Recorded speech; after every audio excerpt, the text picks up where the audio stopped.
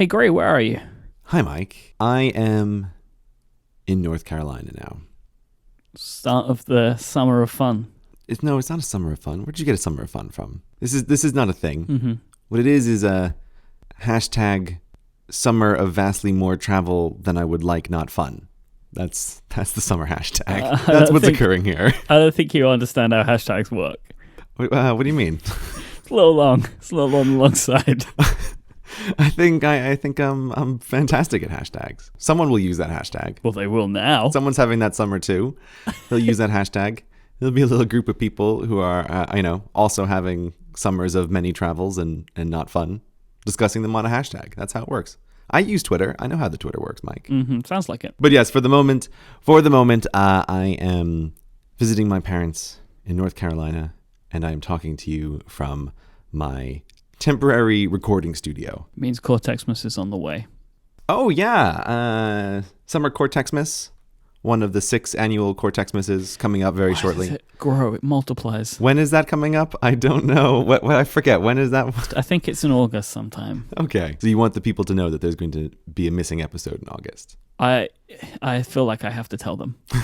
I know you would prefer to just never tell them, but I want the listener to know. I think you should not tell them. I think people should just be surprised when it's Cortexmas. You never know when it's going to be Cortexmas.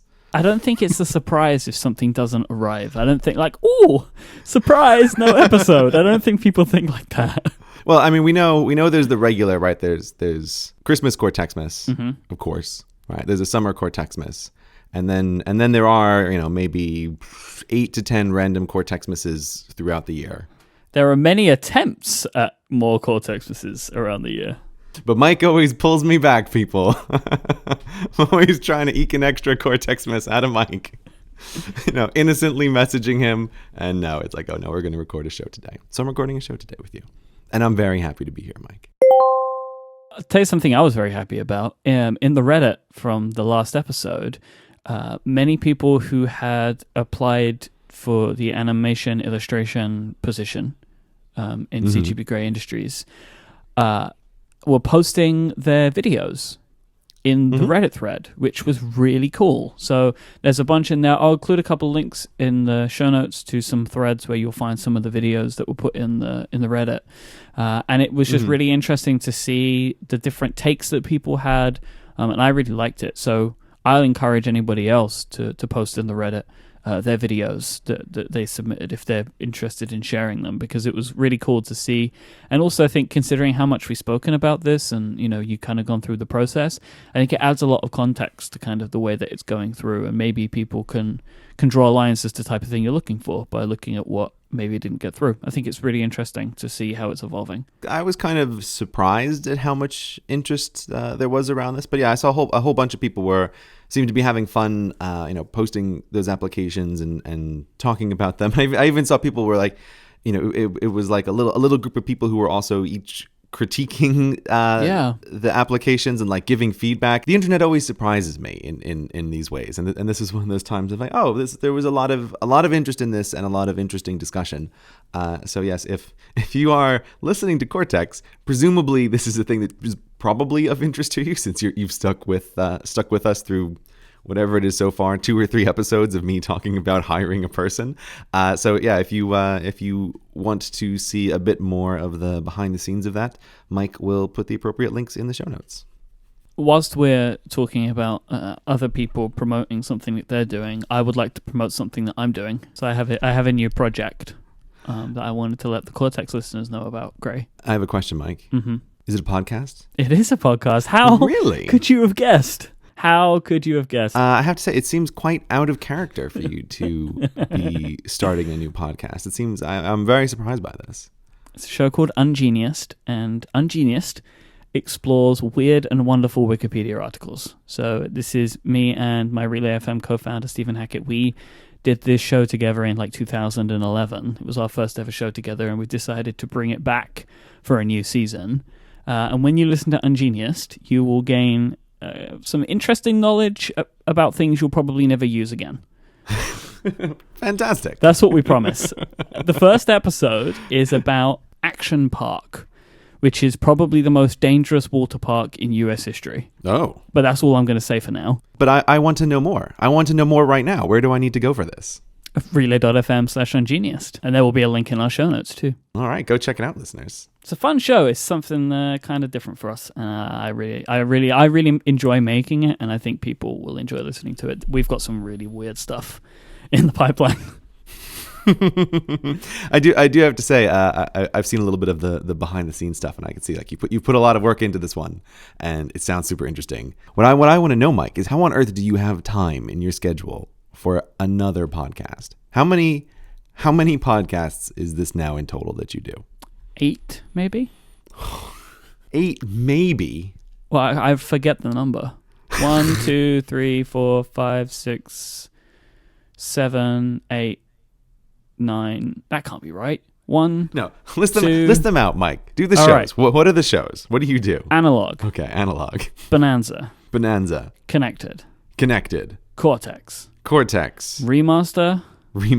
The Pen Addict. Thoroughly Considered. Ungeniused. And Upgrade. Okay. So that's 9 podcasts. Yeah. That's a lot. It's a lot. But it's my job. This is what I do for a living. Oh, is it? Believe it or not. I did not realize that. That's amazing. I don't know how you do it. I am super impressed that you are able to do as many as you do. And I enjoy listening to a whole bunch of them, and I'm glad you make them, and I just don't know how you do it. I'm very impressed. And there's yet another one. Yeah, another one. And there's more on the way. More on the way. Can't stop, won't stop. This episode of Cortex is brought to you by Squarespace, the simplest way for anyone to create a beautiful landing page, website, or online store. Start building your website today at squarespace.com and enter the offer code CORTEX at checkout to get 10% off your first purchase. Squarespace puts all of the power you need into your hands and takes away the pain points like worrying about hosting, scaling, and what to do if you get stuck. With Squarespace, you can build a site that looks professionally designed regardless of skill level, no coding required. You'll be able to make your site look exactly how you want. And Squarespace isn't just a pretty face. They also have state-of-the-art technology to power your site to ensure security and stability. They're trusted by millions of people and some of the most respected brands in the world. But this is just getting started. Squarespace has a ton of awesome features like 24/7 support with live chat and email. They have teams located in New York, Dublin, and Portland who are there to help you whenever you need it. They have a commerce platform, so if you're selling stuff, you can do that super easily with Squarespace, and so much more that is not possible to mention in the time of this ad. So if you're looking for a place to start a website, I can personally recommend Squarespace. It's what I run my websites on. It's what you should run your websites on. So once again, go to squarespace.com to get started today with your no credit card required trial. And when you decide to sign up for Squarespace, make sure to use the offer code CORTEX to get 10% off your first purchase and to show your support for this show. Thanks to Squarespace for sponsoring this episode and for supporting all of Relay FM. Just before we started recording today, you tweeted something that piqued my interest immediately. It was a photograph of 2 Apple devices, one on top of the other. One of them is an interesting color. It's a space gray color, and it's a MacBook. You've bought a MacBook. I have bought a MacBook. Okay. A MacBook One. The MacBook One. The little tiny one with the single USB port. I'm recording on it right now as we speak. Oh my. I finished setting it up a mere hour ago before we started.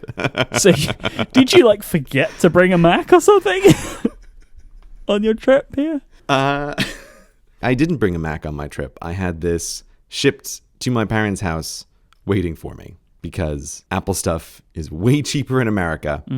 I knew I wanted to get one of these. And so I thought, well, it'd be foolish to buy it in the UK.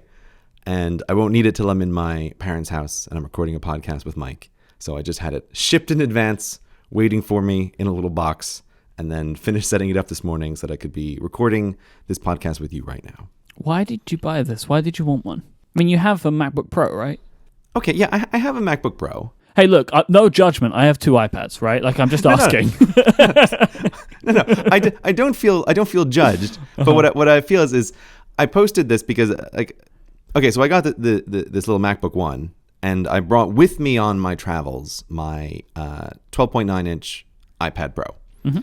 And it's just funny when you unbox the MacBook One next to an iPad Pro because it's a tiny little thing. It's a weird moment when you realize, wait a minute, I own an iPad that is significantly bigger than my laptop, than my Mac laptop. It's a weird little moment. Yeah. And so I thought like, oh, this is kind of interesting that these two, like the size difference in these two things, it feels like a bizarre crossover moment in technology. Like this should never happen, but here we are. Like, we're through the looking glass, people. iPads are bigger than Macs. And so I just thought, oh, let me take a picture of this. Like, I thought this was kind of interesting. As always with these things on Twitter, it seemed like a surprising reaction from just a bunch of people who were like, what the hell is going on? Like, what is happening? What's this craziness? Like, why would anybody do this? And so as always with this stuff, I just find myself surprised that what, from my perspective, seemed like, oh, I just thought about some stuff for the summer and I made a little decision and I got a piece of equipment. And then there seems to be like people freaking out and like rioting in the streets about like, why is this happening? I don't understand. Explain it to me. And I feel like I don't know what to explain. It's all quite reasonable from my perspective. I think part of it comes from the fact that this is a controversial computer, right? That, it has the single USB-C port, which is kind of weird and not widely supported and adopted. It's super thin and has been underpowered and is a little better now. And it's just a strange computer in many ways. The keyboard is different and not a lot of people like it. So just seeing anybody buy this machine over the last few months that it's been available has just always been like what is your reason for this? So that is why it's interesting to me, especially because a lot of the stuff that you do on a Mac takes probably more computing power than this thing comfortably gives, because you use a Mac now for very specific tasks, right? We've outlined this on the show: making videos, recording podcasts, and playing games. And I don't think that this computer would be really good at any of those things. So, like, partly when I wanted to talk to you about this, I just wanted to check that you knew that. Oh, yeah? Did you think maybe I was like, I just didn't know what I was even buying? I just went, ooh, shiny, right? Doopy-doo. Look how small and light. I like that. So first of all, I was perfectly aware of this. Okay, so good. let me walk you through this. All right. So I was in preparation for this summer, which I've been dreading for months and referenced many times. Like, I have the summer of just a ton of flights and family stuff and just like so much travel occurring that I'm just exhausted thinking about it, and tallying up how many flights I'm going to do. And also thinking that the course of this summer is essentially that I have pretty much 3 months in a row of very heavy, constant travel. So I'm going to be moving around a lot, right? And I've been thinking about and preparing for this in a whole bunch of ways, of trying to think about how can I make this summer as tolerable as possible. But and also a question of, okay, I know that I am going to, in one way, because I'm doing so much stuff, I have to ramp down some of the work that I'm doing. Like, I can't keep up my normal work schedule and then also add on top of it like all of this travel and like family obligations and things. Like, it's just not possible. But I do need to do some work, like what's happening at this very moment. Like, we're recording an episode of the podcast. Stuff still needs to happen. And so I've been thinking about it for a while about like, what am I going to do? What am I going to do? And I was kind of running through all of the pieces of software that I use, and I was essentially working on an article trying to outline a bunch of these thoughts. And in the process of writing that article, I came to the conclusion of, I know what I can do. I have a solution for this. What I'm going to do is I'm going to buy the MacBook One and bring that with me as my work computer for a few very specific tasks. And while it is not the most powerful computer, I did test out the thing that matters most to me, which is podcasting on the road. Is this a machine that can do podcasting on the road? And so what I actually did was I uploaded a couple of audio files to a private and anonymous Dropbox URL. And then I went into an Apple store and I went to one of the MacBook ones that they had on the table. And I downloaded those files and was doing some audio editing with them in the store on the MacBook just to make sure, like, can I do this? Can this machine comfortably handle doing audio? And like, it doesn't have to be the fastest thing. It doesn't have to export these things, at the drop of a hat. But can I edit audio without it stuttering? Can it just handle all of this stuff? And it handled it completely fine. And I was looking at some of the CPU numbers on it about like how powerful is this compared to previous computers that I own. And while people talk about how it's super slow, but I also look back at some of the old computers I owned and realized, yes, but I've made videos on computers that were way slower than this thing currently is. Yeah, it did just get a lot better, for the record. Like, a lot of the complaints about its underperformance were when it was originally released. Yeah, and the new one is better, but it's something like 20% better. Yeah, it's still not like a top of the line computing machine. It's not that. But as always with thinking about work, right, and thinking about the way that we're doing stuff, like what I'm always trying to look for is what is the appropriate tool for the task at hand. And this machine really seemed to just fit perfectly as an appropriate tool for the task at hand, because I was looking at my brick of obligation, my 15-inch 30-pound MacBook Pro, and I thought, I will not bring you anywhere, machine, right? Especially with the knowledge that, like what I'm doing today, that over the course of the summer, the number of times I'm going to need and open this machine is maybe once or twice a week. Like, I do not want to have to bring this incredible, heavy, bulky, big thing in what I'm trying to make like the smallest, lightest possible suitcase that I can bring with me everywhere that I go. So it's like, I want to maximize for travelness, and this machine has adequate power to do the things that I need it to do. And if I have to let it run for half an hour to export an episode of a podcast because it doesn't do it super fast, it doesn't matter.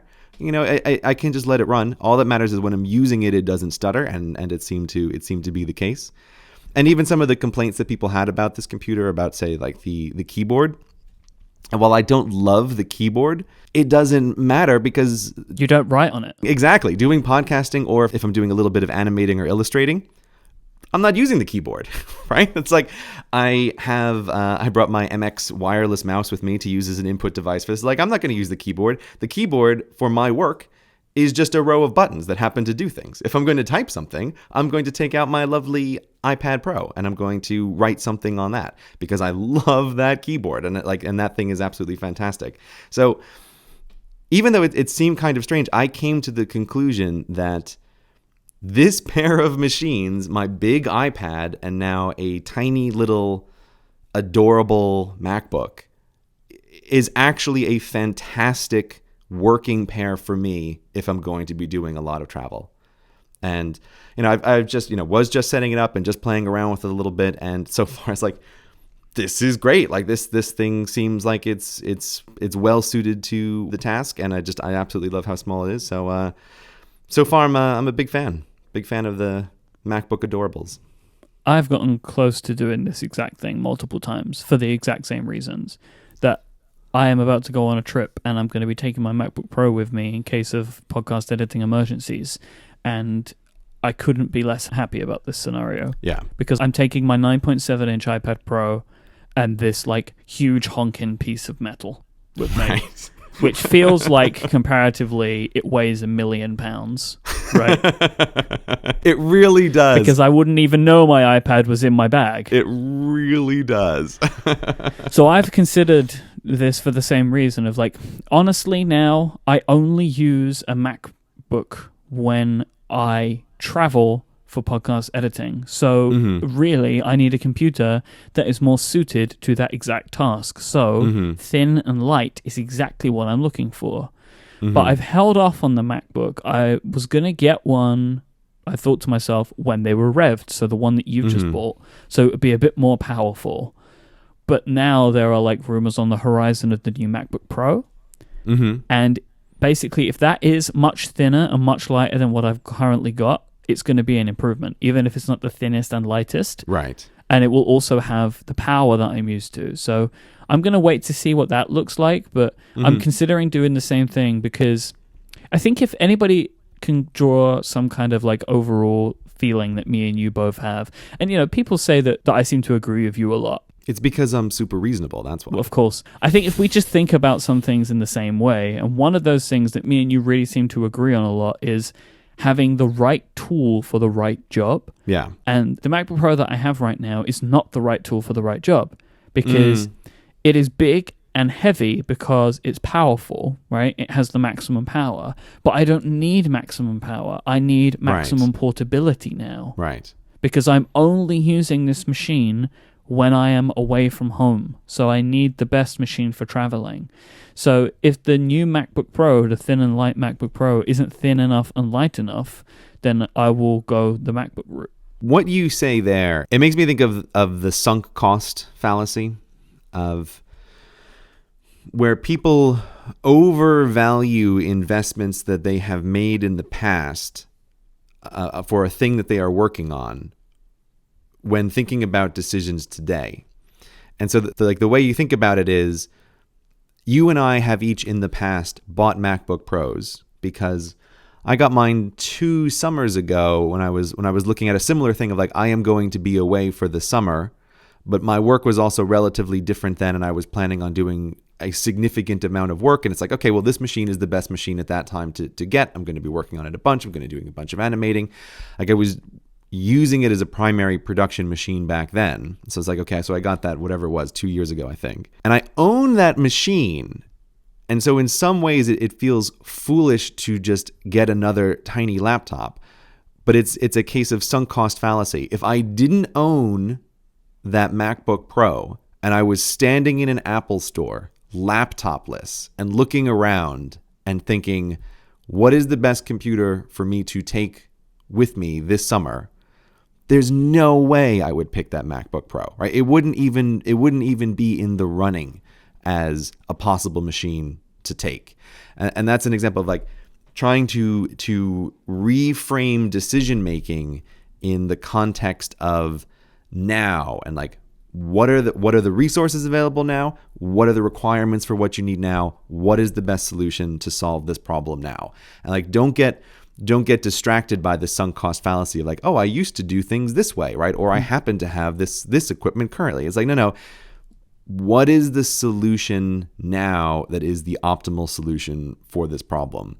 And as you mentioned, I think it just occurred to me, but maybe one of the reasons why people seemed on Twitter to have a surprising amount of reaction to me posting this was as you said, we're recording this probably literally days before Apple might be announcing new MacBook Pros. Like it seems very likely that they're going to announce new MacBook Pros at WWDC. And it vaguely crossed my mind, but that was also a case of, well, if they announce new MacBooks, that still doesn't help me this summer, right? Even if I could literally go to WWDC and Tim Cook was handing out MacBook Pros to everybody, and it's like, I'm going to fly to WWDC, and Tim's going to hand me a MacBook Pro, right? Like,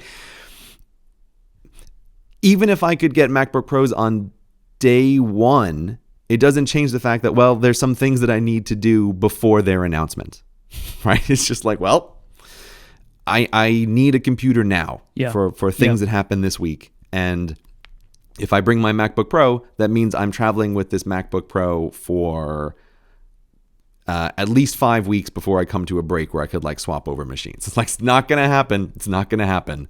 So I think you're right. It is a case of trying to think about what is the best tool for the job available. And even though it's a funny little machine and there's a bunch of complaints about it, I think it is the best solution for me right now. and also thinking about the future of my work. We talk a lot about how we have both been transitioning to iPad Pros and doing more and more of our work on there. And I've been thinking about that a lot. But the one thing that I wonder, even a year or two from now, that I might not ever be able to get away from is doing podcasting on a Mac for a variety of reasons. Like, I'm very curious to see if that's a thing that I can ever get rid of. And I'm not super convinced that I will be able to do that. And so I wonder if this is just going to end up being my new working solution for a very long time, in the same way that I used to have a Mac desktop and a laptop that I would work with, that now my default computer setup will be the biggest iPad I can bring with me and the smallest Mac that I can bring with me. And now this is just, for the next couple of years, maybe the default traveling situation. I wonder. This whole scenario is one of the best and worst things about doing the type of work that we do, which is creating things that are a part of the internet. Mm-hmm. Because what happens is you end up moving with the times. And as computers become more powerful, the type of work that we do on them becomes more complex. Mm-hmm. So you end up in a scenario where your workflows are changing and the tools are changing around you. So you buy new ones and you adapt and you change, which is why we spend so much money on this stuff. But it's because we both see it as a necessary thing to get the work done in the best, fastest, most productive way. The interesting and the difficult part about being self-employed is, again, like, just talking about, getting this machine, it relates to a bunch of our conversations in the past about how when you are on your own and when it is just you are responsible for building the environment around you, right? And that environment is things like, what are the email clients that you're using, for example, right? Or how do you arrange your calendar? Or how do you think about routines? Or what are the tools that you're using? Because there's nobody else who's saying, welcome to Giant Corporate Co.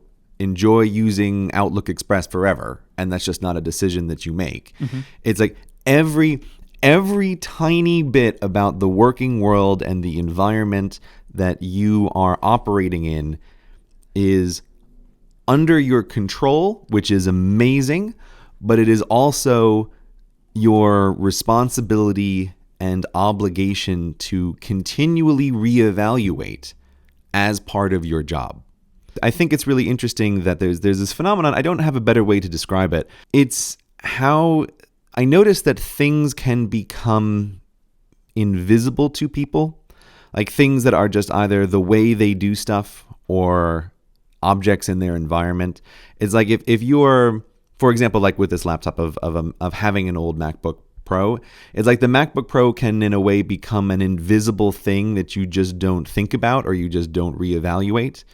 And I feel that way about routines and about all kinds of tools, that it is in the course of human life, right? It is just valuable to consciously cast the eye of your mind and the focus of your attention on all of the aspects of your life, because these things just become invisible and they become normal and you don't reevaluate them and you don't think, if I was starting anew today, is this the way that I would set up things? Like, is the way that I'm currently doing things now the most effective way to work?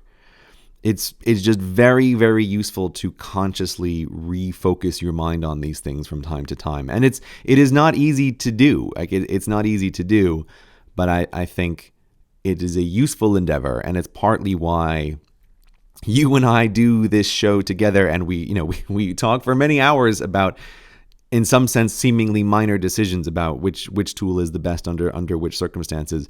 But it's because we are both aware of this thing of like, rethink your environment, rethink your tools, rethink the way that you do things, and just look about for if there is a better way to do what you are currently doing? I think it's like we work adjacent to an industry that is constantly moving and evolving. And that's true. It's very beneficial for us to remain nimble and be willing to adapt and change, so we're actually able to look at and work with and around the industry that we're focused on. At least that's what I tell myself when I'm spending £500 in the Apple Store.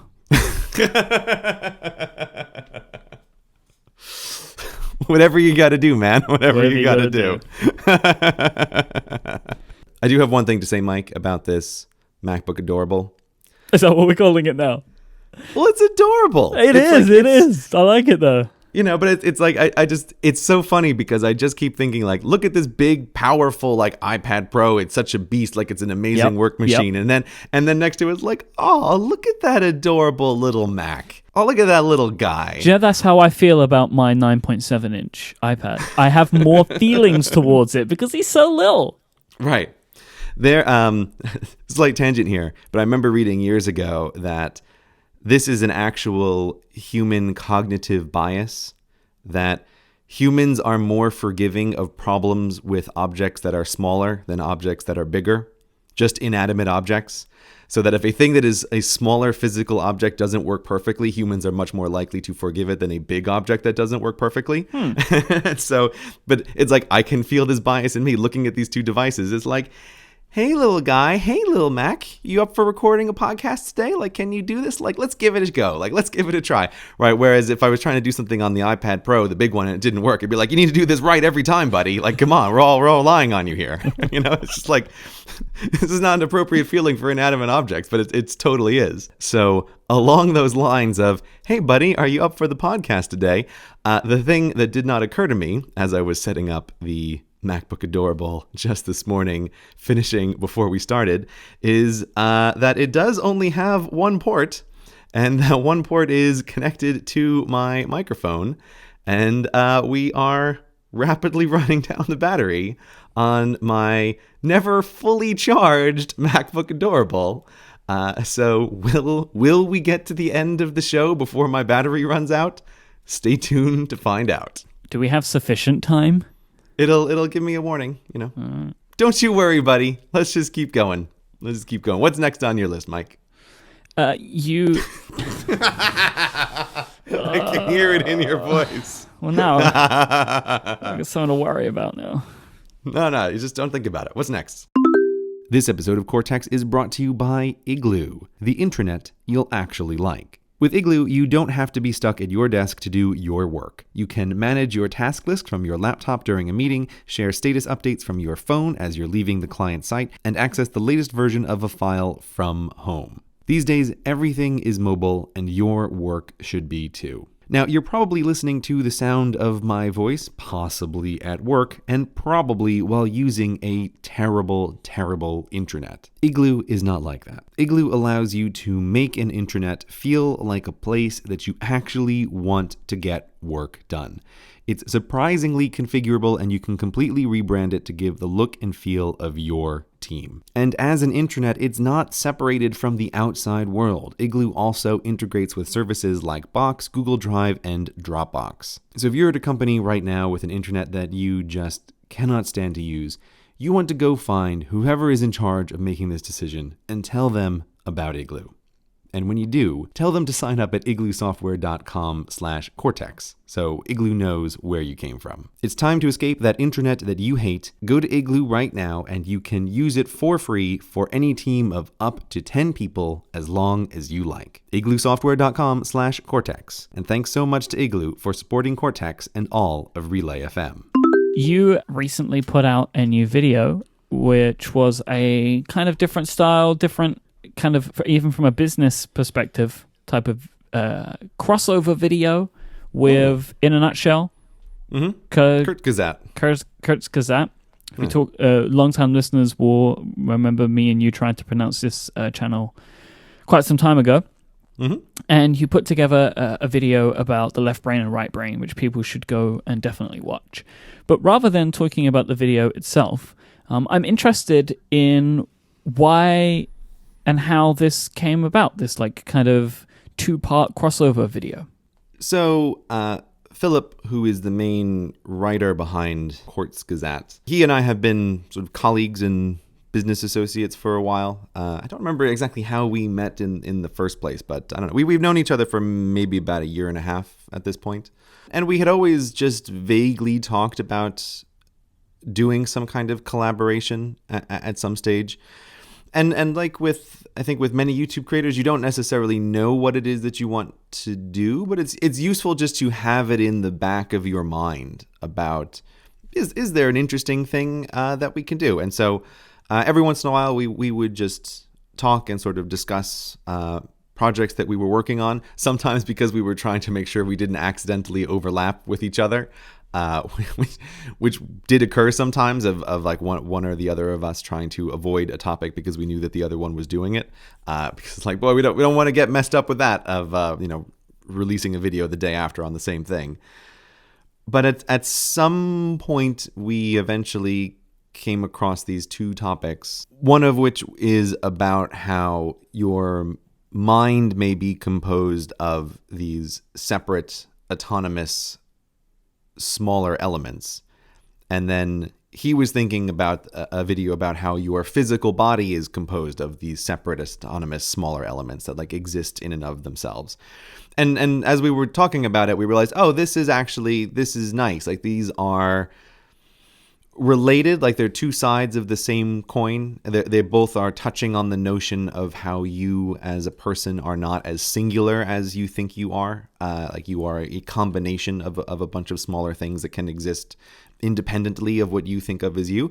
And so we were talking about this and thought, oh, this is nice. Like this works very well together. And so this was actually, we looked it up, the first conversations about this were back in November. Holy moly. And so just to give people the time frame, the final videos were uploaded at the end of May. And we were working on those videos for that length of time, doing other projects at the same time, but this was in the works. And these things can sometimes take quite a long time to go from initial discussion to final completed output. I think from the style of your videos, for very different reasons. Oh, yes? Why do you say that? There is a level of animation in the Quartz Gazette videos, which is very different to yours, Oh, yeah. And I think that you are a one-man band, and I believe that there are multiple people that work on the Quartz Gazette videos. Yeah, there's a big team that works on those things. An ungodly amount of human hours goes into the development of those videos, and it certainly shows in the animation. I was watching the videos, and there are like these parts where they create these like mythical beasts, as it were, that are these like part animal, part robotic beasts, I guess. And the amount of tiny detail and movement on, I just can't believe it. I cannot believe how this stuff exists on YouTube. It doesn't make sense in my brain. The quality is insane. And that's what I mean. Like the difference is there's a team who making incredibly complex things, and then there's just you who's making things that are difficult to make for just one person, right? And that's probably why it ends up taking, even though they're very different, the same amount of time. Yeah, that's exactly it. Like the Quartz Gazette path was a much straighter line than was the production of mine, because as a slight behind the scenes thing, it was at some point in very late February, I took the script that I had been working on for that whole length of time, so from November until late February, and I was walking around and I was thinking about the video, and then it crossed my mind about how to do the thing that I eventually did, which was to film it from a first-person perspective as a way to try to explain some of the complicated things that are going on. And once that idea came into my head, I thought, oh, this is a really great way to explain this phenomenon that is otherwise difficult to explain. But if I'm going to film myself doing these things, I need to throw out everything that I've written so far. This whole script just does not work at all if this is the way that I'm going to explain this. And so I started over, right? I started brand new over. essentially halfway through the collaboration between the two of us, because it's like, nope, this script won't work if I do it this way. Start again. Select all, delete, and start typing. This is a super pedantic question, but I have a good reason for it. You didn't really start over again, though, did you? Like, I know what you mean, but all of the work that you'd done to that point was useful in helping you create the final product faster. Yeah, that is true, right? I mean, like, if you would have had this idea in November, it may have still taken you that amount of time to make it. No, you are totally right. And like, for example, I didn't have to redo the research. Right? Exactly. Like that doesn't occur. The reason I say I'm starting over is because, as we have discussed before, that my writing process is really very largely an editing and re-editing process. Mm-hmm. And so that's the thing that I mean. Like, I know that even if I'm thinking about doing it this way, I have to do just a ton of drafts before it becomes a thing. Yeah. It is basically new text file kind of start over, right? Yeah. And it was really interesting because, again, in working with Philip, he saw some of the drafts. We were each commenting on the other person's script, trying to help each other along. But he saw unfold the thing which I always feel when I'm working, but I thought, oh, maybe I'm kidding myself about how basically how my script is not very good for the first 15 or 20 drafts. And then it is the last 1 or 2 drafts where suddenly I feel like this is the thing all of a sudden, and now it is good. And it was interesting to kind of get that confirmed from somebody back of like, boy, what did you do between this draft and the last draft? Because suddenly this really feels like a thing. And the previous ones all felt like they were kind of rough. Like, you could film it and it would be fine, but it's not really fantastic. When do you start reading them aloud? I start reading them aloud when there is something to read aloud.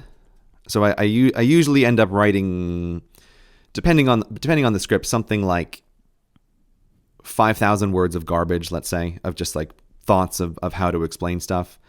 And that's just largely typing, and I end up with that big text file. And then that is the point where I just start reading those notes aloud in my office, with my standing desk. And the thunder. And that's right, and the thunder. Mm-hmm. I was actually you put this idea in my mind, Myke, that I can't get rid of, about being like, in some sort of evil lair, because when I was working on this at one point, I saw myself like through your eyes as though you would be standing there, and like, oh, this is slightly uncomfortable. It's like I am standing in a room. I am reading out loud a script that has to do with horrific brain surgery that's been done to people, right?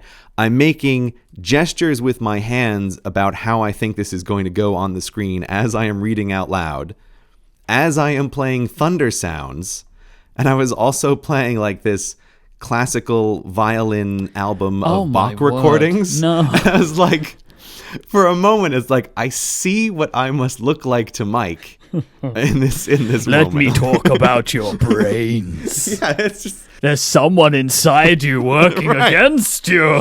Yeah, I'm moving my hands, and like there's this music in the thunder, and it's like, maybe Myke has a point. Maybe Myke has a point about what he said. Like I imagine someone wants to just come in to check something, right? They just open the door, like just to peek in, to say, I don't know, oh, there's cake in the lobby. And they just like back away. Maybe that happened. I don't know. Because, I wondered if like there is a correlation between you reading what you have aloud and the script getting good. Yeah, but I do, I would say easily more than half of the drafts are done in this semi-allowed stage or completely allowed stage. Okay. And it's like, I don't know what it is, but I can just feel towards the end when something finally clicks of like, this is the rhythm, like this is the exact way. A surprising thing that often happens is like the very last draft, I will radically move around a bunch of paragraphs. Like the paragraphs might not change, but I'll suddenly realize like, oh, these are all in the wrong order. Why on earth was I ever writing them in this order? Like I've been writing them in this order for months. This doesn't make any sense. This one has to go at the beginning, not at the end. These two have to go together. This one in the middle, I can just take this whole thing out. And it's like, boom, suddenly it just kind of gels. I understand that because, every now and then I will have some kind of flash of an idea when editing a show. Mm-hmm. It's like, oh, I could put the girl from Ipanema in here. Mm-hmm. You know, Mm-hmm. and it's like, this is a great, like, I get it. It's like you just have these like random flashes of ideas, and then everything just starts to fall into place. Yeah, and the having someone else see the drafts as I was doing them, it was just interesting to have it confirmed back to me that it's not in my imagination that this thing is occurring. Like, somebody else sees it and somebody else comments that suddenly it's way better, and I don't know why. And it's like, yes, that's right, perfect. Like, great, now it's ready to go. I thought it was ready to go, and you agree that this final thing is suddenly much better. I am not crazy. Like, I'm not imagining that it takes this long. Like, someone else sees that I do need to go through all of these revisions before it becomes the final thing that I'm ready and happy to record. So it's an interesting process. Considering the changes that you're currently embarking on in your production process, what did it feel like to work so closely with someone? Well, it was just interesting to have the feedback back and forth on what we were doing. Yep. I would say, like, this was, in the YouTube world, people talk about collaborations, right? And doing collaboration videos all the time. And I didn't use that word for what we were doing. I kept using the word crossover. Like, what we're doing here is like a crossover video. Yeah. So we weren't deeply collaborating, and that's what made that word feel like the wrong word. Like, I was not popping up in the middle of a Kurzgesagt video and being like, hey. Or you weren't narrating that one or something. Yeah. Like, we weren't doing those reverse kind of things. Personally, I think those things are very hard to do. I have seen a few that are absolutely amazing. And I will always hold up the Destin from Smarter Every Day and Derek of Veritasium. They did a crossover video on the Coriolis effect that I think I will forever hold up as the most amazing example of collaborating with another person. Like, they did two videos that each really depends on the other one. They did this fantastic thing with the timing of the videos. It's really quite an achievement what they did. Like, that is an amazing collaboration video. But lots of collaboration videos, I sometimes feel like people are just in somebody else's video just to be there. And when I watch them, it feels like, is this adding, or is this like a little jarring moment? Like, the feeling suddenly changes. And so we didn't think that this topic lent itself to true collaboration. And so that's why I was always using the word crossover. Of, at the end, we are crossing over. That each topic forms a nice little circle of this one leads into that one, and that one leads into this one. So it makes sense for each of us to point to the other at the end. And so I think it was interesting to do. It's always stressful trying to time something with another person as well, especially because we have vastly different production cycles, and it's like, okay, well, we have to release on the same day, but like, how long is it going to take for all his animation to happen? How long is it going to take me to come to the end of creating the scripts? Like, who knows how long it's going to take? And when you're trying to coordinate with someone, that stuff is quite stressful. And then, of course, because I am the person that I am, I start immediately worrying like somebody else is working on a split brain video right now and they're going to upload the day before, and it's like, all of that stuff is it's high stakes. But it seems to have paid off. The videos are doing very well. I think they're helping each other. So it's definitely worth it. The main reason that people do these types of things is to, I guess, point people to other channels, right? Like, I think that's why the business reason for doing this type of stuff. Oh, yeah. Did you find that to be beneficial? Did the work that you did together, did it pay off? Business-wise, this kind of thing is very good. And it's also one of those cases where, as we have talked about before, in some ways I am this very like spreadsheet-oriented return on investment person. And I should be doing crossover collaboration videos all the time, right? Like the spreadsheets would say like, do this every single time. But I only want to do it when it feels like it's a good topic, like, and it totally works to do. But you can build a pretty successful YouTube career by intensely collaborating with literally everybody who will do collaborations with you. And you can see that as a kind of career path on YouTube sometimes. But I'm just pulling up the numbers here. And so for people who want to know in terms of success metrics and subscriber numbers, in the 48 hours after the video went up, we each gained about 80,000 additional subscribers. That's no joke. Yeah, it's a big number. It's a big number of subscribers. Also, blimey, that video's done well. Looking at the view numbers. Whoa, holy moly. Yeah. Wow, this is a big success one. Yeah, it's done very well. I think you'll find it's holy moly. Well, I've made that very clear. I haven't looked at it in a while. What is it up to now? 2.4 million. It's pretty good. Pretty good. Yeah. I was just gonna say, for comparison for the listeners, so they have a sense of scale. On a normal, nothing happens, CGP Grey hasn't uploaded a video in 6 months or something. It's not 6 months. One day it'll be 6 months. Yeah, one day it will be 6 months. Hasn't uploaded a video in 6 weeks kind of thing. A normal day is like 1,000 subscribers, somewhere in that ballpark. Okay. So this puts it, sort of, again, ballparking it. It's kind of an order of magnitude larger, roughly, sort of. So it's business-wise, like this kind of thing is very good to do. I should, in theory, do it way more than I do, but again, just the way my working cycle is, and also my own quite laggy and long production cycles, like, it does make it hard for other people to work with me, and it's one of the reasons why Philip and I could collaborate quite easily, because he also has the same kind of very long, very laggy production cycles. So we each, very well understand. We are talking in November. It might be almost half a year until this thing is actually done and up. And that's okay. 2.4 million is a lot of views. Yep. A lot of people watching a video with my hands moving stuff around. What a life you lead, huh? It's a little weird to think sometimes. Yeah. It's a little weird to think. I went to Toys R Us. Yeah. I bought a Kylo Ren mask. Yeah. Got some My Little Ponies. Got some Rubik's Cubes and some blocks for babies. I put it on my business card. The guy at the Toys R Us was like, "Are these for you?" I was like, "No, it's a business expense." But I don't think he believed me. Well, because what business is that? I know, but I was like, I could see in his eyes like a little bit of doubt, and I was like, "Why don't you believe me, man?" But walking away, it's like, of course, he has no reason to believe me that I need some blocks for babies for business expense. Why would you even ask someone that question? Like, I don't know. How many people go into Toys R Us and buy things for children? Like, isn't that the whole purpose of the store? What a strange thing to ask. I don't know. I don't know why clerks always ask stuff when you're in stores. You probably had a weird look on your face, right? Thanks, Mike. You knew you shouldn't be there buying those things, and he could tell.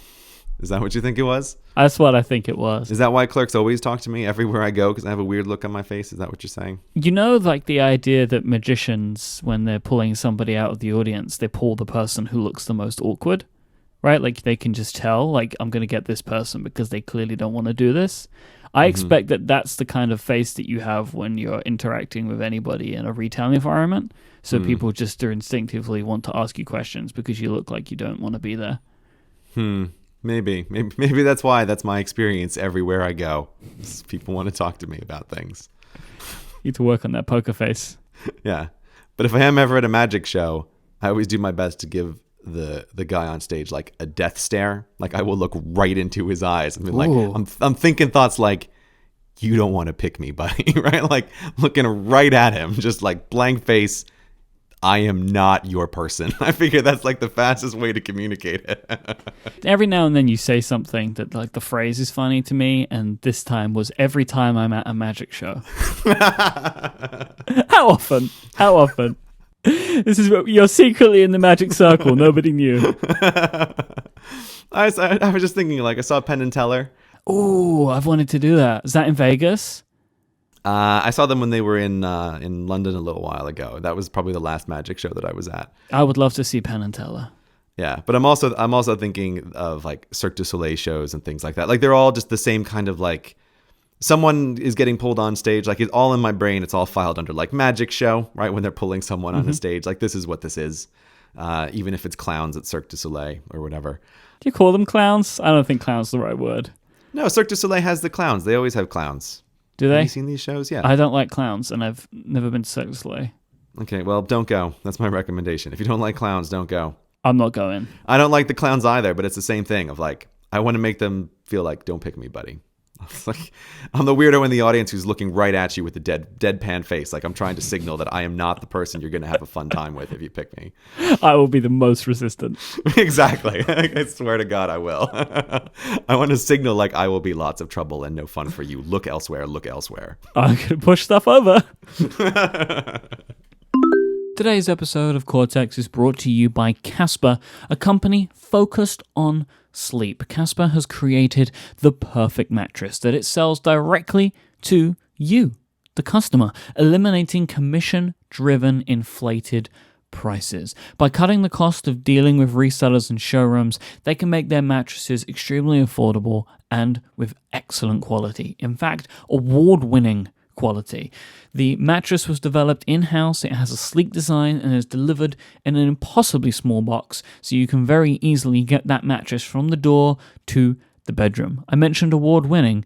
Time magazine named it one of the best inventions of 2015. The Casper mattress combines springy latex and supportive memory foam to create a mattress that has just the right sink and just the right bounce. Plus, its breathable design helps you regulate your temperature throughout the night. In addition to the Casper mattress, Casper now offers an adaptive pillow and soft breathable sheets as well. Typically, mattresses can cost well over $1,500, but Casper mattresses cost just $500 for a twin size, $600 for a twin XL, $750 for a full size, $850 for a queen size mattress, and $950 American dollars for a king. I mentioned America, Casper mattresses are made in America too. Buying a Casper mattress is completely risk-free. They offer free delivery and free returns to the US and Canada with a 100-night home trial. If you don't love it, they will pick it up and refund everything. Casper understands the importance of truly sleeping and trying a mattress out properly before you commit to it, especially because you're going to be spending a third of your life on it, which is why they have created this free delivery and free return window so you can fully get the experience of a Casper mattress before you decide to let it live in your home. You can get $50 towards any mattress purchase by visiting casper.com/Cortex and using the code Cortex at checkout. Terms and conditions apply. Thank you so much to Casper for their continued support of this very program. So your favorite ever email app, Unibox, has recognized the Cortex love. Yes. I saw this morning, I think, that Unibox put up a very nice little post saying that they heard us talking about the app on the show. And what I really like that they did is they took the time to write out a few things discussing some of the points that we brought up and showing like a few extra tips and tricks for those of you in the audience who are joining me in the Unibox way for the endless wheel of email. Basically, they did a better job of explaining it than we did, as they should. But yeah, there's some of the things that you were trying to help me with. They do a much better job of explaining them. Yeah, reading through their article, I was thinking, oh, that's why Myke and I had such a different experience when we set up our apps. Like, I just happened to press a button and I didn't even remember. I didn't even think about it. There's one thing in there that I really like, which I was just looking at. It's like, oh, this totally makes sense. Is I was talking about being able to swipe on just message subjects when we were having the conversation. You were like, that's really weird and confusing. And they very nicely took the time to say, you can swipe anywhere on the message, right? You don't have to swipe on this one little narrow strip. And so I actually just installed it on my phone just to try it. And I was like, oh, wow, I don't use email on my phone. But if you are an email on your phone person, you can swipe anywhere on the message, anywhere on the screen, and perform a couple of actions on the message. Like, boy, that would be amazing. Like, if I was an email on the phone guy, this is a fantastic feature. So I wanted to say thanks to the team for writing up some additional information that we missed in our attempt to try and explain the app. Thankfully, they were there to help. Yes. Hey, Gray, do you know what time it is? It is 1:18 in the afternoon as we are recording this. No, that's correct. That's the answer I was looking for. Is that what you're looking for? Yep, moving on. Let's do some Ask Cortex. Okay, great. Magnus wrote in, Gray. And Magnus wanted to ask, how does one handle to-do items that are dependent on another person in order to be completed? So Magnus, with his job, a large part of it is gathering information from people that are not necessarily directly incentivized to get that information for him. Oh, Magnus. Oh, Magnus. I love the way you described that, and boy, have I been there. I was going to say, this sounds like you've got some camaraderie here, Myke. Yep, and Magnus goes on to say, they're not necessarily directly incentivized to give the information, which means that deadlines don't exist to these people. So how do we handle to-do items that are dependent on other people, whether they're incentivized or not? So we both use OmniFocus. And I know that a long time ago, Gray, you'd mentioned using Wunderlist. And I wonder how you continue to do this, especially with the expanding organization that is Gray Industries. Yeah, that's a good point. Uh-oh. Yeah. How do I handle this? Well, first of all, to Magnus, my sympathies go out to you because as we all know, people are the worst. Yeah. You can't depend on people. They take forever to get back to you. And I include myself in this group, right? I think of poor Myke reaching out to me sometimes, sending me a message. It's like, I'll get back to him later, right? Like, when does later come? Never. I don't know. Later. Don't say never. It comes eventually. Later comes eventually. So this is a problem that we all face, and that if we look deep into our own selves, we all sometimes also create. I mean, the short answer is I try to eliminate dependencies on other people as much as possible to minimize this inevitable problem.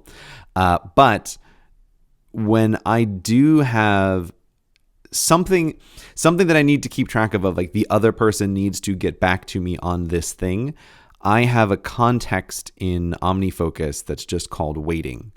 And this is a kind of holdover from the strict getting things done implementation days of yore that I used to do. But I find this one little thing is quite handy, of being able to mark in a project like the next step is me waiting on this person to get back to me about a thing. And that's just my stake in the ground so that I don't forget, because I know that I am very likely to forget that I'm waiting on another person for another thing and just totally lose track of it. So that's my general catch-all for people that I'm not necessarily formally working with. I still, with my assistant, we do use Wunderlist as a shared list to keep a record of all of the various things that we are working on.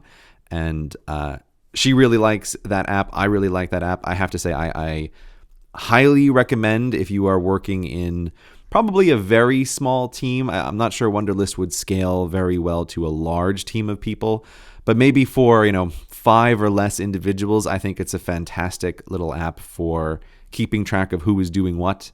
And so I can assign to my assistant, like, these little subtasks, these are your responsibility. And then she can go through it and also assign subtasks to me. And it's very easy to see, like, who is the block in moving this project forward. And the answer is, not surprisingly, always I am. But at least, like, it's clear, like, we know who is the person that needs to get back about a thing. So I really recommend that. I really recommend that a lot.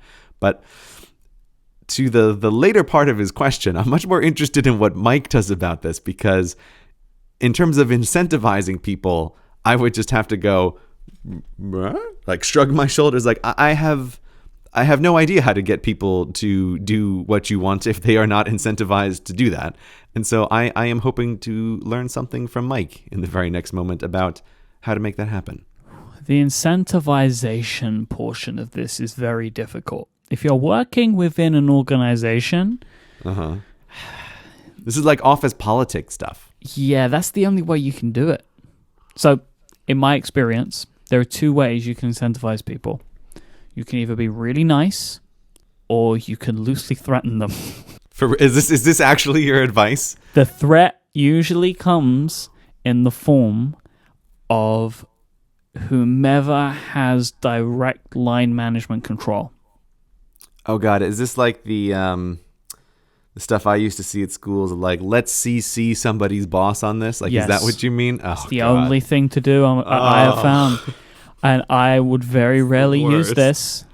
But sometimes you just got to throw that CC in, man. If that person is refusing to help you and you've been as nice as you can be, sometimes the only thing you can do is get the person who has the ability to directly incentivize good or bad, get involved. There's no way around it. There's no way around it. So I will tell you now, though, I am not in a position to really do that with the people that I need things from. So I go the nice route, which tends to be my default route anyway. Nice guy, Myke. Good cop, Myke. Good cop. Good cop.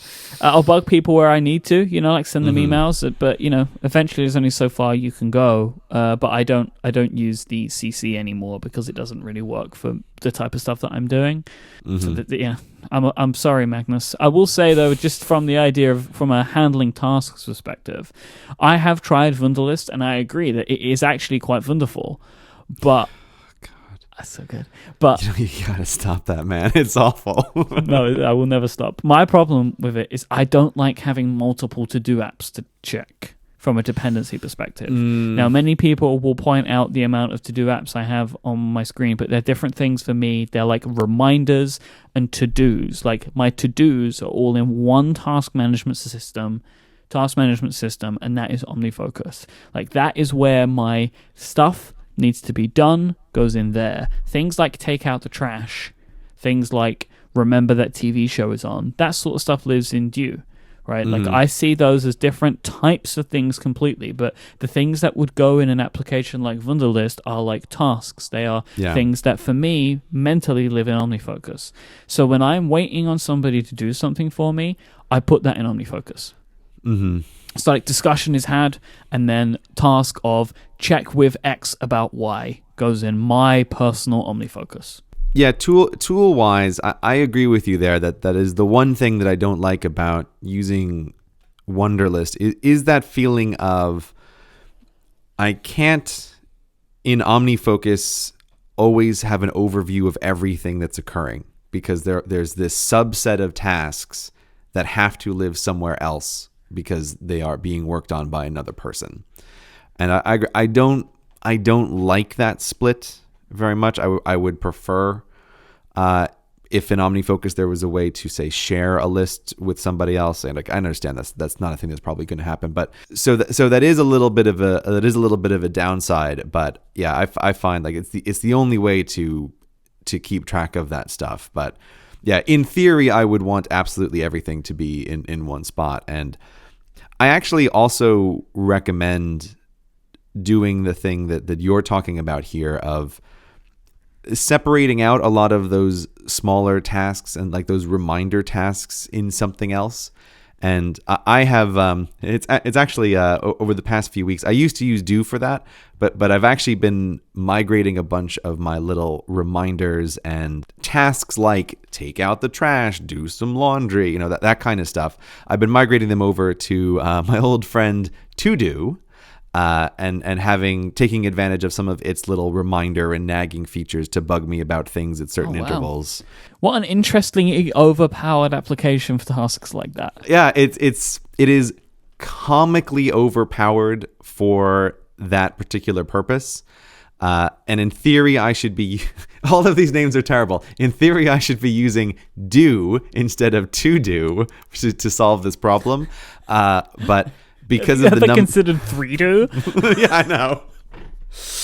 I'm gonna make an app called You Do. Who do? We do. We do the who do, right? This is all the to do apps. But I ran into some problems with Do correctly syncing across my various devices, and so I was going slowly insane with Do trying to remind me on a whole bunch of different things about like, did you do the laundry? It's like, yes, I've ticked off on the laundry on 4 different iPads. I've done it. Like I've done the laundry, just, you don't have to tell me on every single, it was kind of driving me crazy. I could never quite get it to work. But then I remembered like my old friend To Do, ridiculously overpowered, but has rock solid syncing and has better flexible reminders about nag me about this thing every minute or every 15 minutes or every hour. And so a lot of those kind of things, take vitamins. I'm moving those little things out of OmniFocus and into To Do. And I quite like having that division. And that feels quite natural in my head. Like, oh, these aren't projects. These are just little reminders throughout the day. It makes sense to handle them someplace else and to leave the heavy lifting of project management to OmniFocus, for where it shines. Somebody did actually ask us in another Ask Cortex question, like if we use Dew on different devices. I don't do that. For me, like I just don't want those things popping up everywhere. Like for me, Dew is a phone and watch app. That's all it is. Yeah. And sometimes I'm like, oh, I wish I could put this task in on my iPad. But I know that if I put it there, I'll have to have the notifications turned off and the app's kind of going crazy in the background. Like I don't want any of that. So I restrict it to phone and watch. And most of the time I can get the watch to enter the task. Like, right. Way more of the time. So like I'm good with that there. I think that's a totally sensible solution. The reason that I don't do that is because I am using the timers of the Do app. That is its primary feature to me. And I want to, on any device at any time, be able to start like, I am beginning a work unit now. Click 40-minute timer, go. And I love the way that it reminds me, like I can set it with just a banner across the top of the screen to poke me like the timer's up, but it doesn't interrupt me. So that's why I want that immediately available on every device at any time. But then it like the syncing of reminders and things can be crazy making. So that's why it's like, oh, here I am. I've got to separate it out. Now I've got like 3 apps with check marks on my system here, for managing different kinds of things. But so that's why I went with that solution. A minute ago, you mentioned shared tasks in OmniFocus. Mm-hmm. If anything from history has shown us. No, Mike. What? I didn't say anything. The good people at OmniFocus, they have been so accommodating. I will not let you do what you're about to do. I didn't say anything. Okay, all right. We're not saying anything. I didn't say anything. Moving right along. Sam asked, what RSS readers do you use? I will ask, do you even use one anymore? RSS is dead, man. Oh, okay, here's the... Technically, my answer is no, I don't use an RSS reader. However, I sort of have an RSS reader in that there are a very few websites that I do follow and read. But what I have set up is in If This Then That, a trigger that follows those RSS feeds and automatically dumps the articles in Instapaper.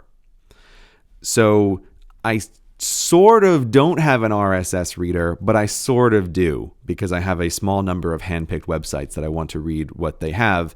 And so like, I guess Instapaper is kind of my RSS reader, but the difference is when I had a proper RSS reader, and speaking of fantastic names, I used Reader, Reeder, right, as my RSS reader, along with my Do app for timers when to do, right? It's like, guys, come on, like, let's have names. Wunderlist, like it's a name, it's a thing. People can use it as a word.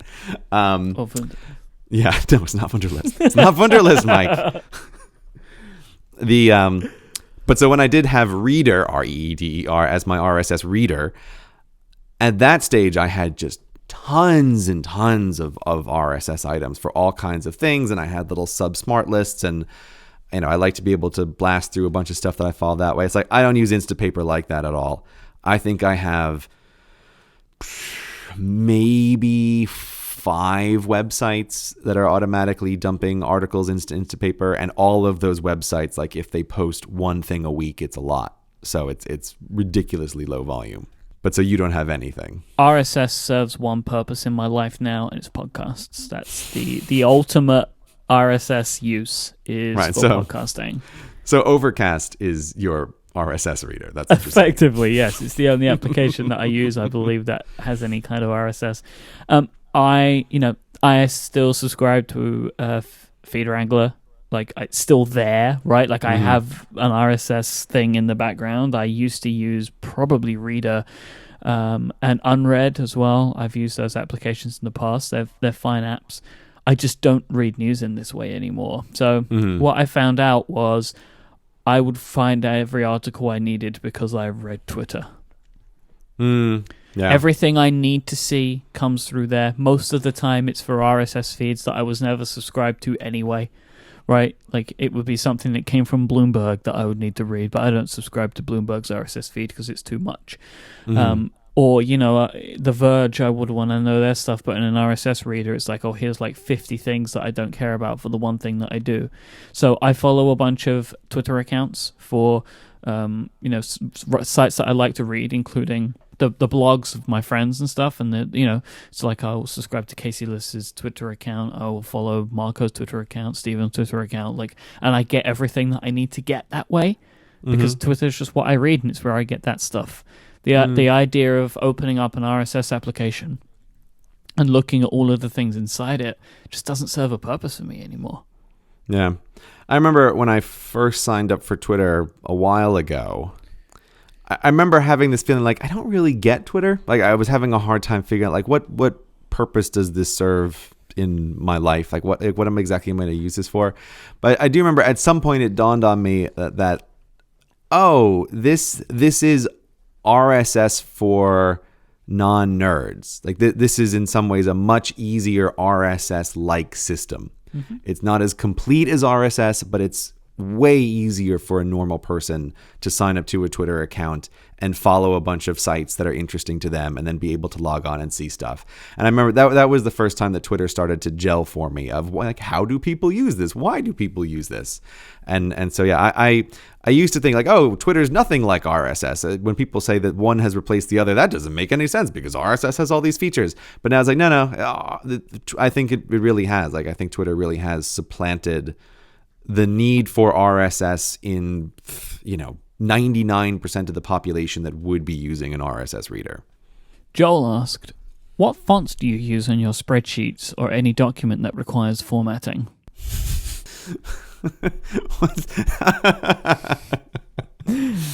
What's funny? How fantastically specific. I really like this. What font do you use in your spreadsheets? I like that he went with spreadsheets first.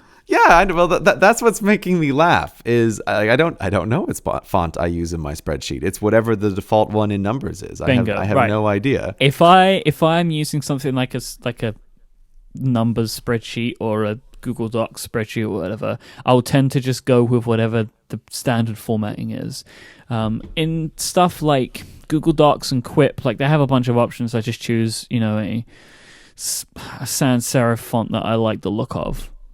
But for me, like if I'm formatting a document for somebody, so say like an advertising proposal or something, I'm partial to Futura, Avenir, and Proxima Nova.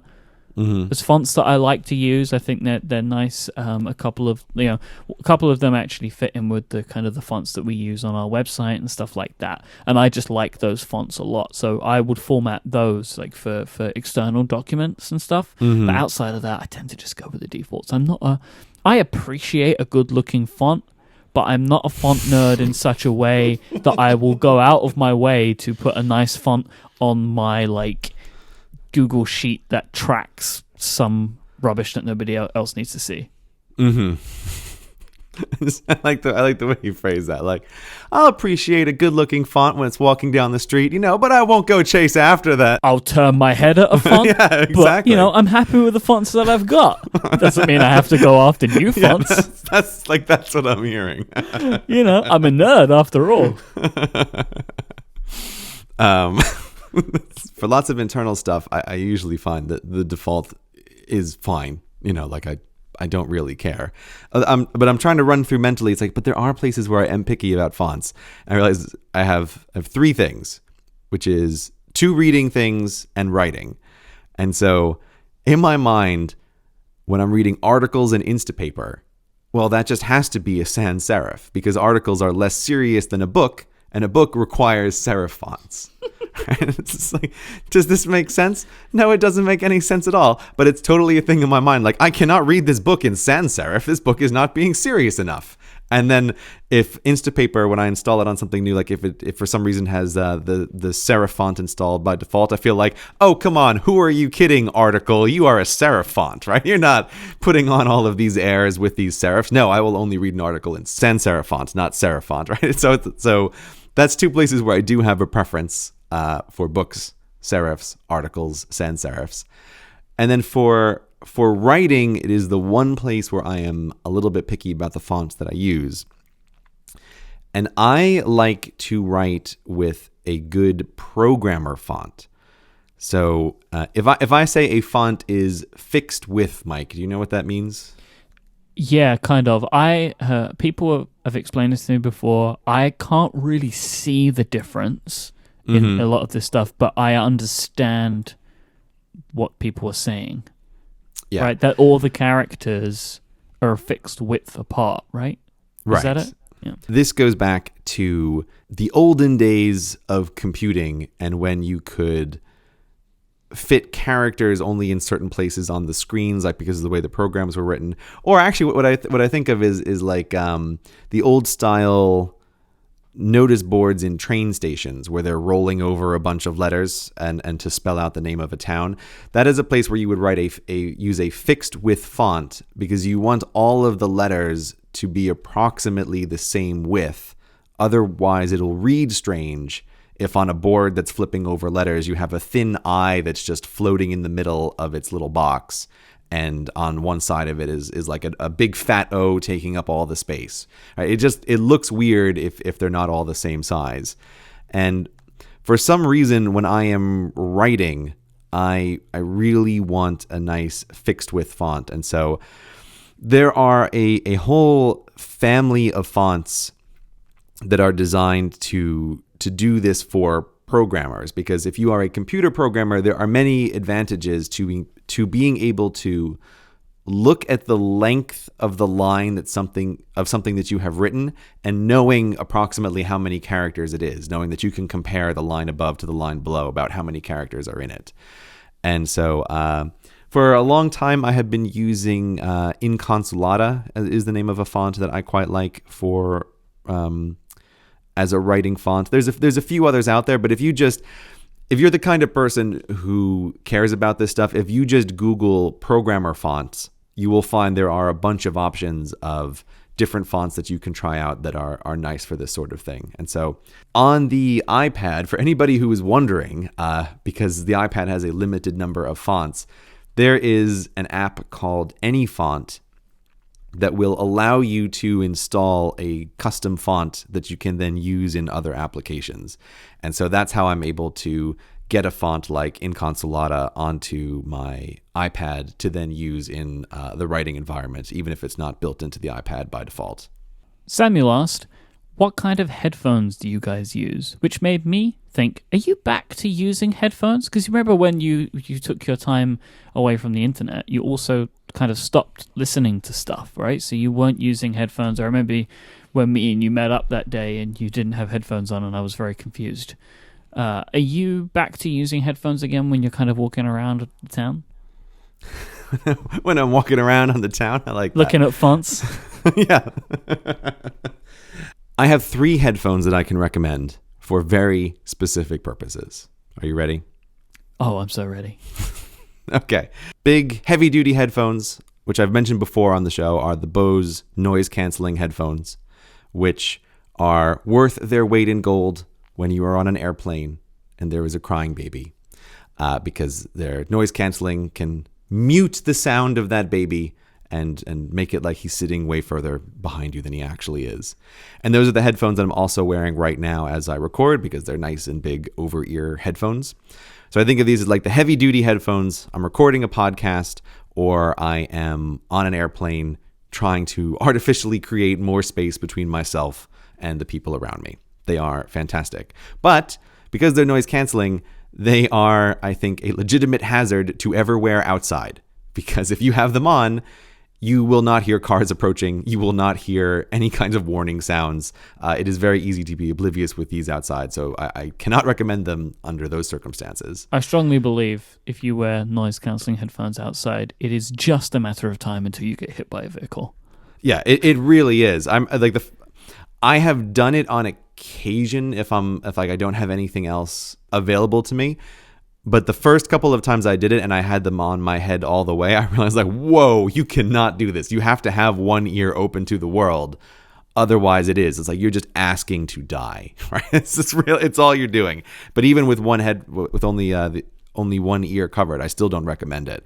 Like you just don't realize how effective they are at making things sound way further away than they are, not even noticing stuff. Now, the question that you're wanting to know is like my walking around headphones. And for those, I recommend the Jaybird X2 Bluetooth headphones. They are fantastic. They're super small in-ear Bluetooth headphones. And what I want to recommend to people who get them is you'll see the pictures where people are kind of wearing them dangled around in front of them. But if you open the instruction booklet, you get these headphones. People don't notice this, but they have this fancy way to fold them up so that the headphone wire goes behind your head.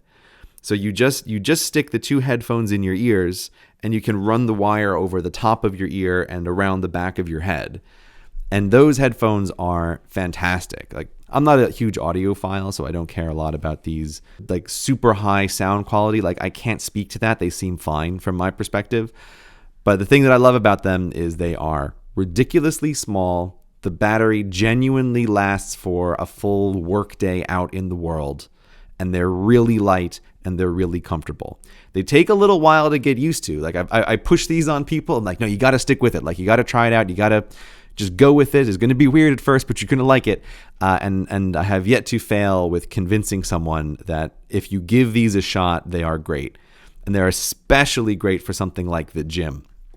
I cannot imagine going into the gym with wired headphones at this point. And to have like a little tiny pair of headphones that you can just put over your ears, it's totally out of the way, totally hands-free. It is fantastic. Although I am absolutely convinced that the Bluetooth headphones make a significant dent in how long the battery lasts on your phone. And I really wish Apple would show like Bluetooth usage in their little battery drain thing.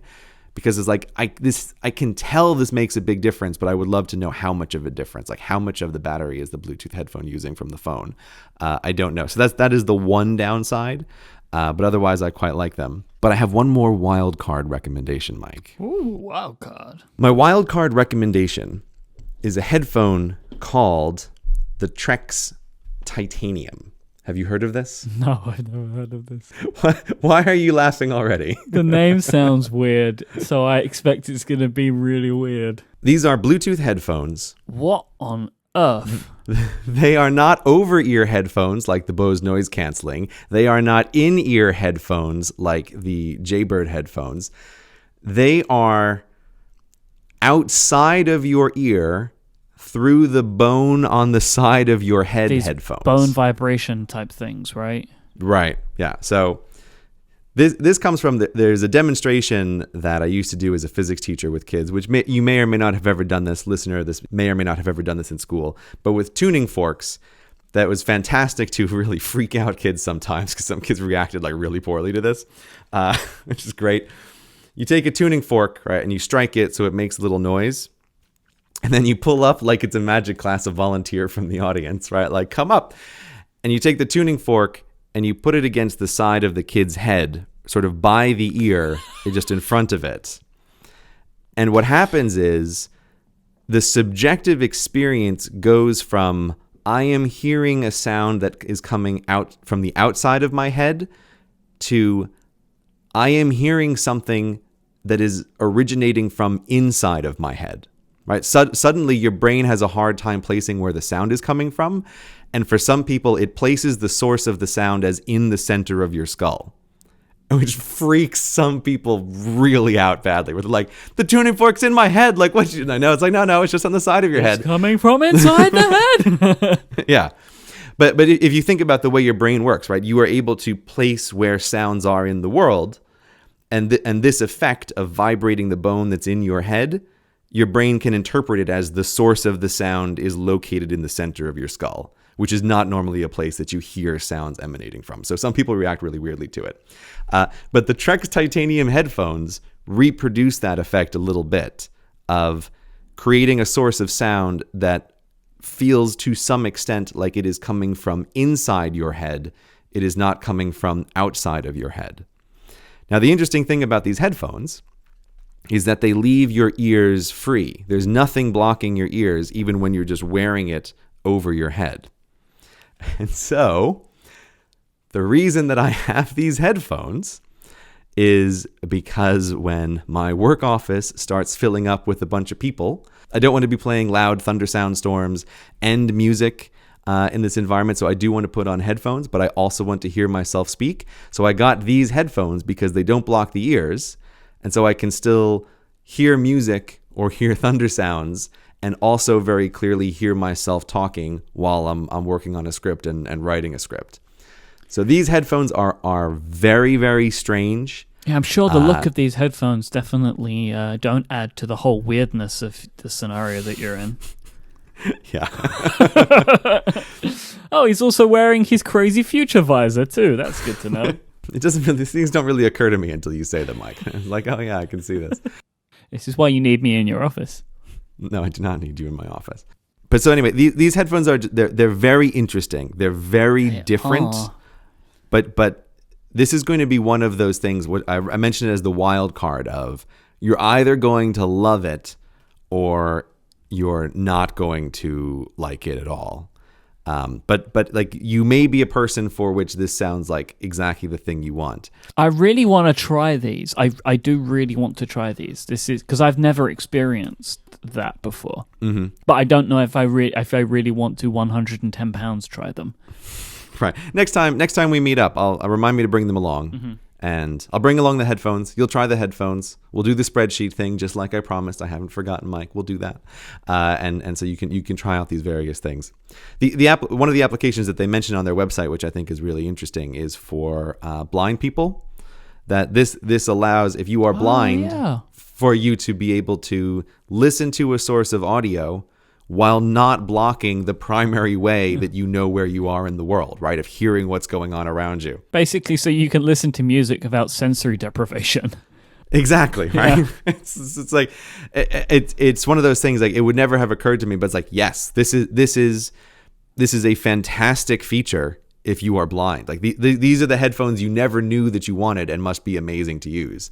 And so it's like I happen to have a particularly narrow use case for how I want to use these things, but I can see where they're useful to other people as well. If anybody uses these, I'd be quite curious to know, like, why would you want to use them, or like, what do you see? Because I just kind of wonder, like, how many people buy them, or how big is the market? Who else has a need for these? But I really like them, and I found myself using them much more than I anticipated that I would. So I quite like them. Some people might really hate them and deeply dislike the sound is coming from the inside of my head effect.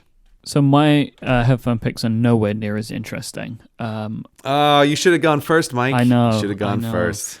Tell me about your boring headphones. I know. I use earpods, the Apple earpods, quite a lot because I always had them in my pocket. So like oh my God, could it be more boring? Minimum viable headphone at all times. I have a pair of Sennheiser MM400X stereo Bluetooth on-ear headphones. They have physical controls on the side that I really like, so I can play and pause stuff. They do not sound good at all. That's the Marco recommendation, isn't it? Yes, there is a theme with all of my headphone things here. Okay. The theme is Marco Arment. The theme is somebody else told you to buy them. Yep, literally he did. Whilst I was in his house, he was like, put them in my hands. So I was like, they're the ones you need to buy. And he's right, because they're good for podcast listening. They're terrible for music. But they have the physical buttons on the side, which are really good. I really don't like two things about headphones. I don't like in-ear, and I don't like noise cancelling. For some reason, in-ear headphones never stay in my left ear. Doesn't matter what type, they will never stay in my left ear. And noise cancelling makes me feel nauseous. Yeah, the noise cancelling does have that effect on some people of not feeling great. I think it might be an offshoot of motion sickness. Yeah, I wouldn't be surprised if it's something like that. Although I am increasingly susceptible to motion sickness, but the noise cancelling doesn't bother me. But yeah, some people just react very poorly to it. They don't like it at all. The headphones that I am wearing right now, my recording headphones, are the Beyerdynamic DT7. Come on, man, you can do it. Come on. I think I can. The Beyerdynamic DT770 Pro headphones, 32 ohm. Wow, sounds pretty serious. They were put on my head in Marco's house. Right, okay. And continuing the theme. I listened to some music, and I heard things in the music I'd never heard before. Mm-hmm. I only use these to record. They are incredibly good at letting me hear things in the audio that I want to hear, and they are very comfortable for me to wear for multiple hour stretches a day. So they are my recording headphones. Right, that's a requirement for you. The one thing I don't like about these is the cable. I really like it when the cable is coiled because it stays out of the way more. This isn't. I don't like the cable on these, but everything else is fantastic. I have some pair of Bose headphones that I bought in an airport a long time ago that I use for airport travel just because they cover my ears, so it's the closest that I can get. They're not great. I don't necessarily recommend them, but they do that job. I've had my eye on the Bang & Olufsen H6 second generation, another Marco pick, and a few of my friends have bought them, and I've tried them, and they're amazing. But I only use headphones like this when I travel, and I haven't felt the desire to spend a few £100 on these yet. Whenever my current traveling headphones bite the dust, this is probably what I will go ahead and buy. There's just something I have my eye on, but I haven't pulled the trigger on it yet, just because the use case is so slim, and the ones that I have really do the job that I need them to do, to be honest. Mm-hmm. But yeah, they're my headphones. Nowhere near as exciting. All right, Myke. I hate to interrupt you there, but we have to go, and we have to go right now. Oh no. Gotta go. Goodbye. Thank you, adorable MacBook.